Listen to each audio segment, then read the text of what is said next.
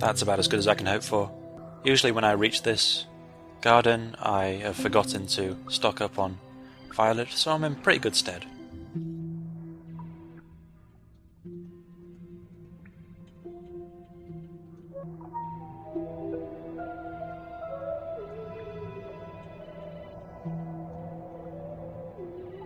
You're losing yourself.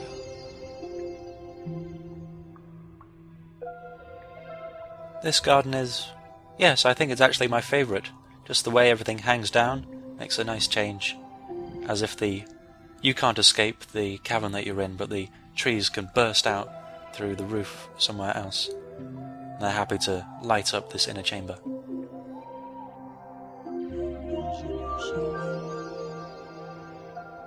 For some reason, the strands of colour reaching down, branching out towards the ground, as if it wants to bury underneath, gives me a much greater sense of life and vitality than the more commonly recognisable trees.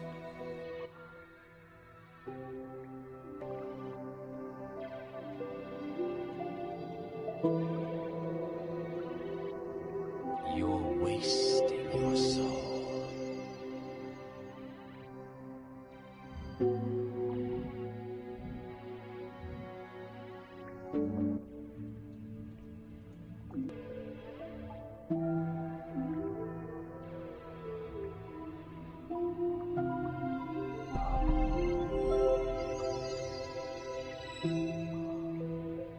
The music helps the atmosphere, as in any chamber, but here more so than most. It's pretty much the only place where I can use the term buzzing with mystic energy without trying not to laugh. You broke a taboo. That inverted change in perspective is great. Just the way it all flows upwards, but like a backwards waterfall, I don't know. It's worth noting over here that you can reach this one through this gap. Maybe if you're in a hurry, I don't know. I missed out on some of these alcoves on some of my playthroughs. Now, here is a thing that has the symbol of the brothers on it. It's a trap, and by painting it with the amount shown, it will activate. Not sure what to use at the moment though. I suppose I've built up another stock of gold, so I could just use that. You'll die because of this.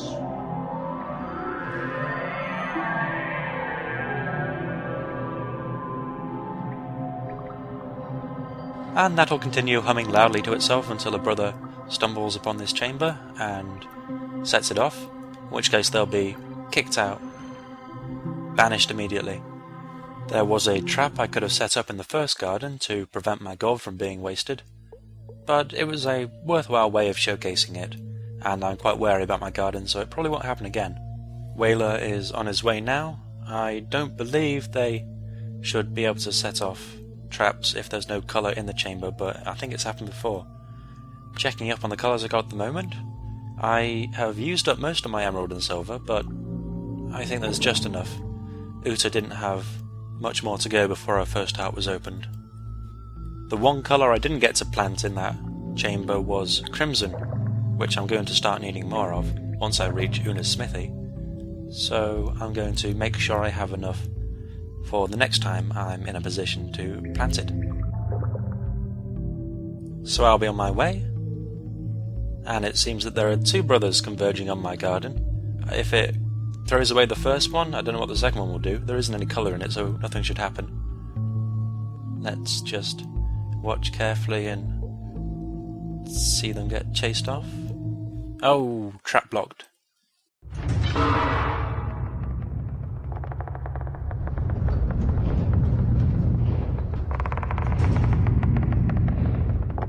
Brother Warden. One of my favourite designs because it's based upon something every day, so it's that much more jarring.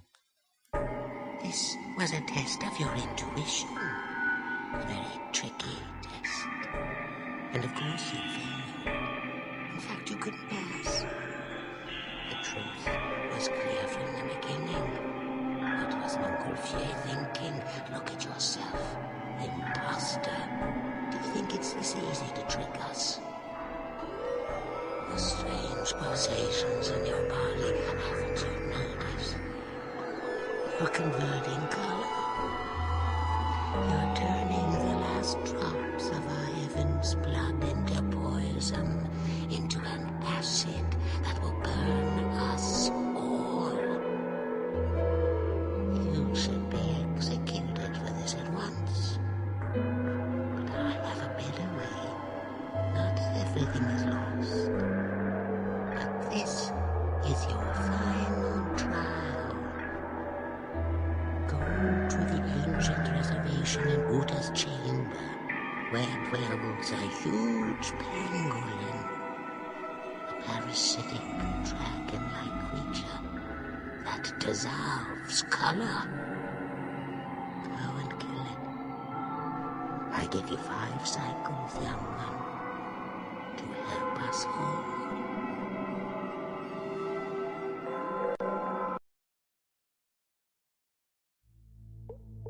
The camera moves to show me where he is, and that was a brother setting off a trap. Unfortunately, didn't get to see them increase their speed in their haste to get away from it, but for some reason it was set off despite there not being any colour in the chamber. A bit of a waste, but what are you going to do? So now there's no danger in me converting away my violet. So, I just get done finishing my task, and a birdcage guy comes along, starts swinging to and fro and telling me that I failed it anyway. It was a test of intuition, apparently, and of course I failed. Was there something else I could have done? Did I have any choice in the matter at all? Maybe they're extremely bitter that I found a way to overcome their impossible task, and I should just count myself lucky that I've been given another chance. Speaking of which, I've been tasked with defeating a pangolin, which runs off from Uta's chamber, so since I was intending to go here now, it works out perfectly.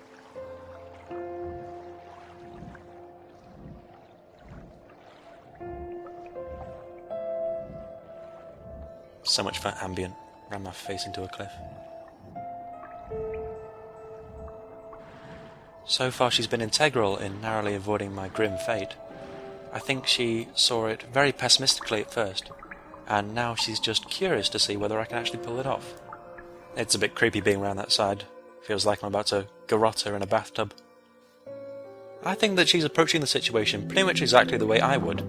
If this crazed soul running around the place, getting badgered by brothers, whether he succeeds or fails, it's still going to be interesting and might help me in my plans for the future.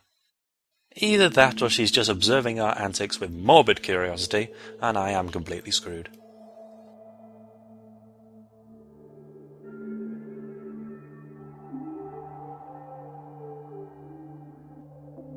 While Ava splayed herself out and started rubbing her knees, Uta just shifts to a slightly more thoughtful pose, not immediately happy with our actions.